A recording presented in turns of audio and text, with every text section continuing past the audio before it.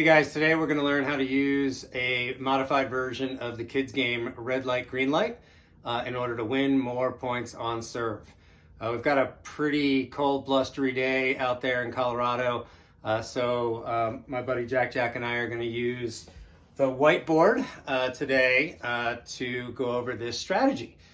So before we even serve, so let's take a look at our whiteboard here. We're going to be the serving team up top, returners down there in standard position. Before we even serve, my partner and I are going to likely align to the far left of our respective boxes. Let's say I'm the server. I like to serve from there so that it makes it easier to serve down the middle to my opponent's backhand.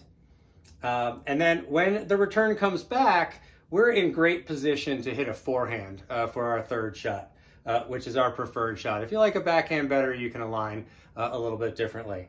We also want to go over which one of us we would like to hit the third.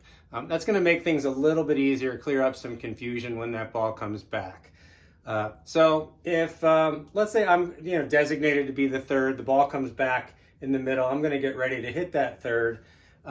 So we've identified my partner is going to be the non-hitter of the third, or what I like to call the disruptor, which we'll get to in a second. And then we want to take a second to visualize our first and third and maybe the fifth shot of the rally. Having a good idea before we even serve about how we'd like those shots to go makes it a lot easier, takes some pressure off having to figure those things out on the fly. Finally, I'm going to serve the ball, and my number one priority in serving is to serve the ball deep. I want to make it more difficult for this returner to make it all the way to the non-volley zone before I get to hit my third. So serving deep is going to make that a little bit easier for me to have a look at the returner's feet when I get ready to hit my third. I like to consider this a new school third shot, and that is just aiming for the feet of the returner while they're still in the transition zone. And even if he closes all the way, they're still going to need to hit a volley from below net level, which works out great, especially because my partner and I are really good at playing red light, green light. So I've hit that new school third over there. One other thing is when that return comes back, we want to make sure that we call it, even though we had a general idea of which one of us was going to take it. Let's be in a good habit with that floating ball that comes back of saying mine, and taking that ball, clear up any confusion there. So I'll hit my new school third. Let's say the returner made it there to join their partner at the net. As I hit my new school third, I'm going to want my partner to move up just a couple of steps into the yellow zone.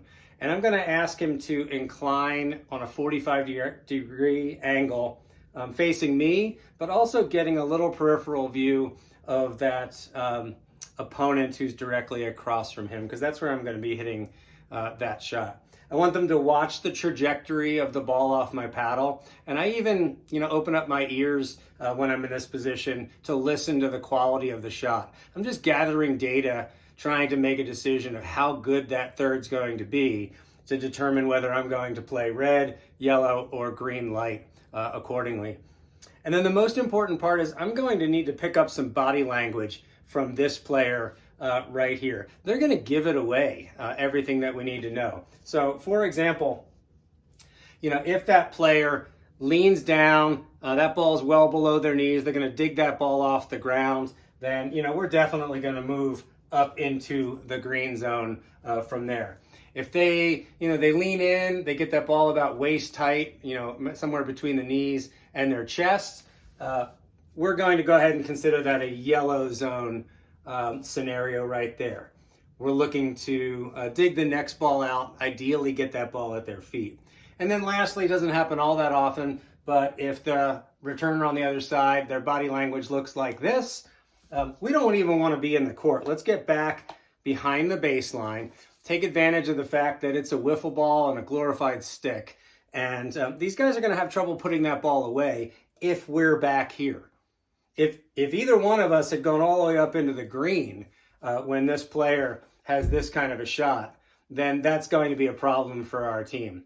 And honestly, if I hit that third up that high, it's not really my fault. My partner needs to stay back in the red. So let's see a few examples of this in live motion, both a drilling scenario as well as some live play.